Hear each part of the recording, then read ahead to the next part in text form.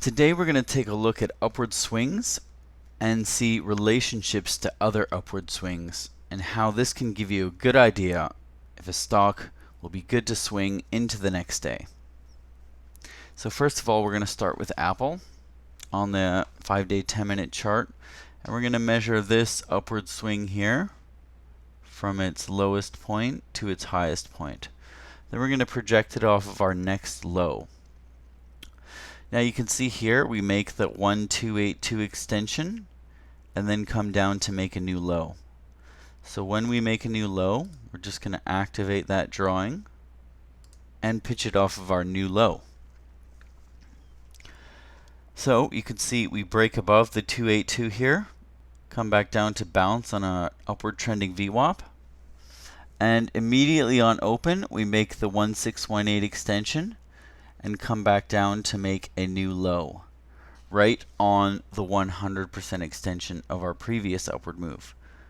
So now that we have that new low, we're going to activate this drawing and project it off the low. Now you can see we come up to make the 100% extension and sell off below the 618 extension, but start to consolidate above the 618 and on the upward trending VWAP. So that might be a good sign that this price line is holding and it will swing going into tomorrow.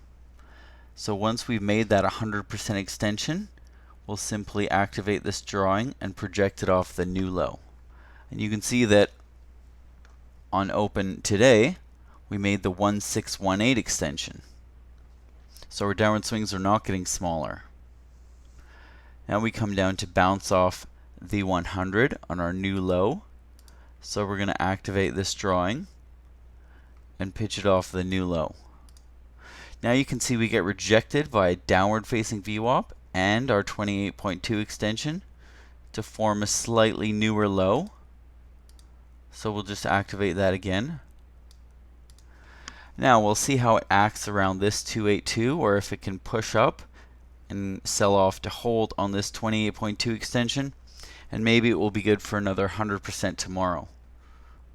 So if our upward swings are getting bigger, if we hit the 100%, the 1282, and the 1618, you can see our upward swings are getting larger. That may mean that our upward trend is not coming to an end. Let's also take a look at SPY quickly. Now with SPY, we're going to measure this low to high swing because that looks like a pretty good intraday rally, and we are measuring intraday movements. So when we make our lowest low, we'll project that off of the low, and you see you make almost the 1282 extension and sell off to hold and start to trend up off of the 618 extension. So off of this low, we'll project our drawing. Now you can see we make the 1282 extension. So our upward swings are getting larger. So that is a good sign that our upward trend is gaining strength because now we've made a larger upward swing.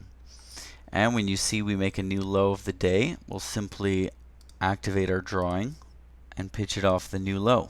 Now you can see we open, sell off, bounce off the 618 extension, and move up to the 1282 extension. And then we kind of fiddle around and come back to sell off, still bouncing and holding off the 100% band extension. So now that we have our new low, we'll just activate this drawing and pitch it off that new low. Now we're only making the 100 extension, so our upward swings are getting smaller. It doesn't mean it's the end of the world. We want to see how our next upward swing acts in relation to this one. So we have a new low here above the 618, so we're going to activate this and pitch it off the new low. Now you see we're having trouble with the 282 extension. So this can be telling. If we get rejected here, we could possibly fall lower and lower. Doesn't mean it's the end of all things. This is a long-term upward trend line. So our downward swings could start to get smaller and we could rip up again. We'll just have to see how this plays out. Now let's move into some upward trends that are losing strength so you can see what that looks like. So off our lowest low, we measured our low to high swing and projected off the low. So here you can see we make the 1618 extension.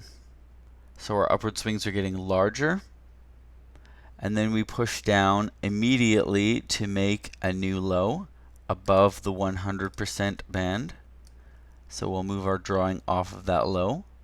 And we almost make the 100% extension here, but sell off to the 618, which is also the 47.5 retracement. You don't always have to make exactly the 100% band to reset your low. I would call this close enough to tag, given that it's only about 10 cents away. So we'll activate this drawing and move it off the low.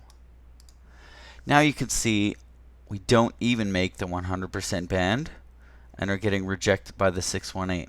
So this shows our upward swings are getting smaller and smaller and smaller, and we're beneath the VWAP, which is starting to point down. So this upward trend could be coming to an end. Quickly, let's take a look at some of the financial sector. Give you another example of upward swings losing momentum. So here we measured from our low to our high point and projected off of the low. So we don't quite make the 100% extension here, but we come down to kind of bounce off the 47.5 and start to trend up for the rest of the day. Now you can see on open the next day, we make the 1282 extension and sell off to bounce off the 100% band. So we'll move it off of that bounce. Now you can see we make the 618 and come down to bounce off the 282 extension, which is fairly common and a good sign of consolidation over this level. So the next day, we make the 100 and almost the 1282. So our upward swings here are getting smaller as well.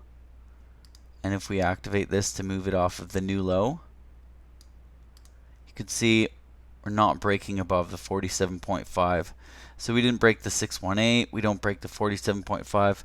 So this is another example of an upward trend that could be coming to an end. So I hope this gives you an example of how you can use Fibonacci extensions to determine the strength of an upward trend and help you spot some good swing trades going into the next day.